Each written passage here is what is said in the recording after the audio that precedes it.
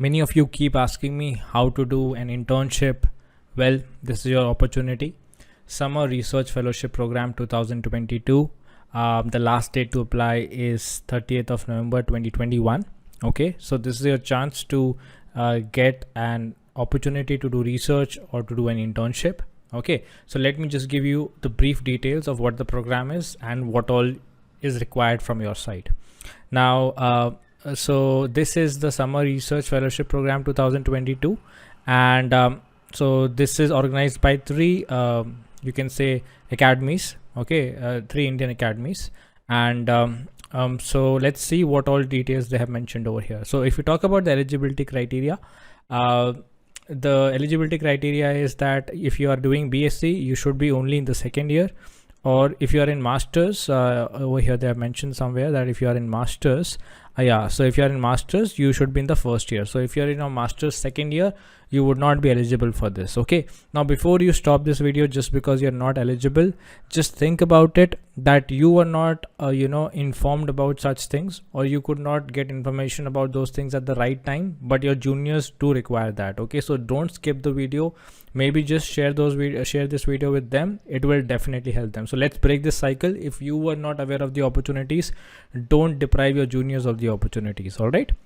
and there are other programs or other degrees also that are eligible. If anybody is watching from some other degrees, or who is pursuing some other degree, you can see the eligibility criteria over here. So bachelor's second year, BSc second year, and MSc first year students are eligible for applying for this program. Okay, and even teachers are eligible, and teachers should be teaching in some college or university. All right, anyway, so let's talk about the eligibility over here. Okay, so I think for students there is no such eligibility. Anyway, let's see the other details. So if you look at the content, what all you need to provide from your side. Okay, so the application should include a write-up of about 150 to 250 words as to the specific area of the applicant, and indicate what she or he would like to learn and achieve through this fellowship. Okay, and do not copy paste the things from the write-up. Okay, they will get to know very easily. Okay, both the student and teacher applicants must upload scanned versions of mark sheets from class 10th till the last examination. Okay, so if you are in bachelor's second year, your second year mark sheet, or if you are in master's first year, your first year mark sheet, or till your bachelor's third year mark sheet, and then MSc first semester mark sheet, whatever is your last exam mark sheet that you have. Okay, don't need to worry about that. So all these scanned versions from class 10th up to this you should be able to provide. Okay, and what else? This is for teacher applicants, so I'm not reading this. And then student applicants must upload contact details of one of their present teachers. Okay, so basically one referee or one letter of recommendation someone should be able to provide. It could be the head of the department, or it could be any teacher in your college or in your university. Okay, you should provide their contact, and they later on the academy will contact them for a recommendation letter. Okay, so you just need to provide one contact, and yeah, that's about it. That's all the details that have been mentioned over here.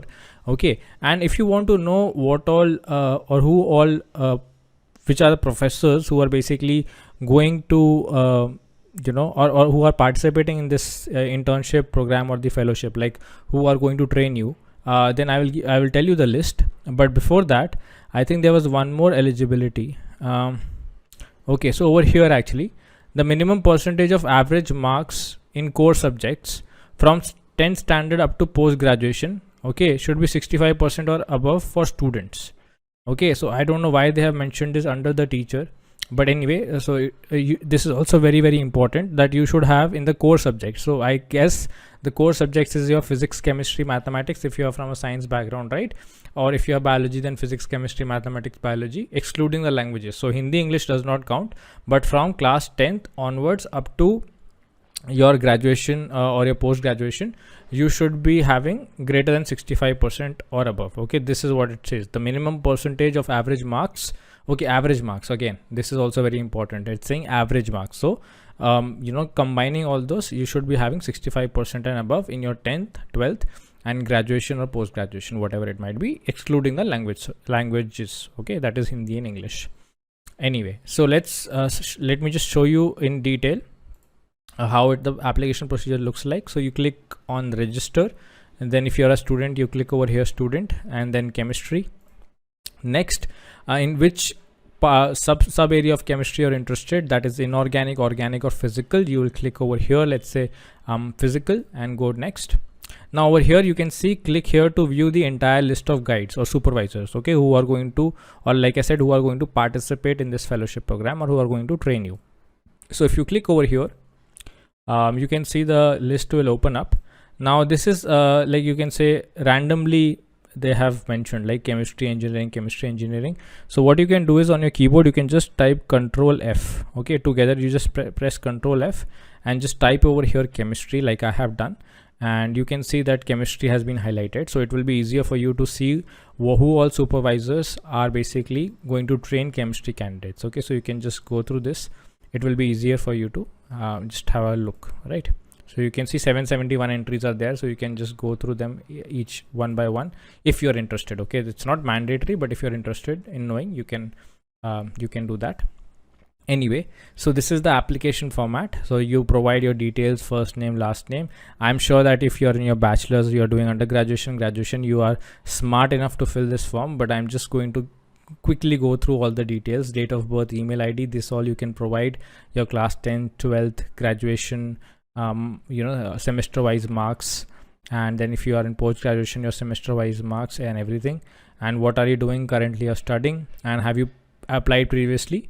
I am guessing most of you would not have applied. If you have, you're still eligible. If you have applied previously, you're still eligible, okay. Like if you have applied more than twice, not applied, if you have got the fellowship more than twice, then you are not eligible. But even if you have got a fellowship previously, you can still apply. And that's all, okay. And this all you have to give. Have you been selected previously? If yes, mention the year and all those things. And then are you now in receipt of any other fellowship? If you're getting some other fellowship from the government or anything else, you can mention over here. What are your extracurriculars and all those things. This is where it is important. Suggested dates convenient for the applicant to work. So you can select the month, from which month to which month you can work, okay, or you will be available to work. I think it's a 2-month fellowship, okay, 2 months fellowship. And if selected, I would prefer to work in academic institution or industrial laboratory. What you would like to work in, that's your choice. And over here you have to provide a write-up on what is your interest. So when you see over here the when you see over here the list of the guides, in case if you find that some particular supervisor or some particular guide is working in the area of your interest, you can go through their profile, you can scan through their profile what they're working on, and in your own words you can write your interest over here as well, okay. So you can do that, but just don't copy paste it, okay. For inspiration or for having an idea, you can definitely go through their profiles and see what kind of area they are working in, but try and write it in your own words, okay.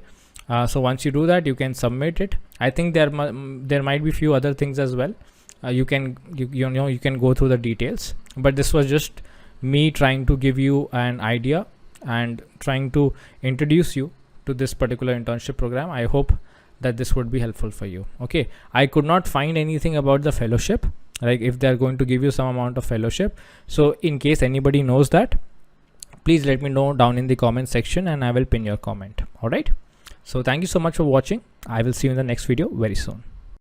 Hey guys, so I'm a verified educator on Unacademy, and along with that I'm also available on the Unacademy Plus platform, where I'm taking live classes along with other educators. So in case you're interested in attending the live classes, you can subscribe to the Unacademy Plus platform using my referral code, that is SETHI, and that will give you 10% discount. Alright, and in case you're not interested in attending the live classes, you can watch the free courses that are available on the Unacademy.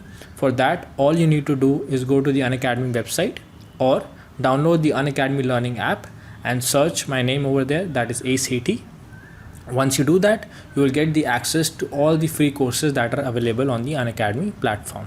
Alright,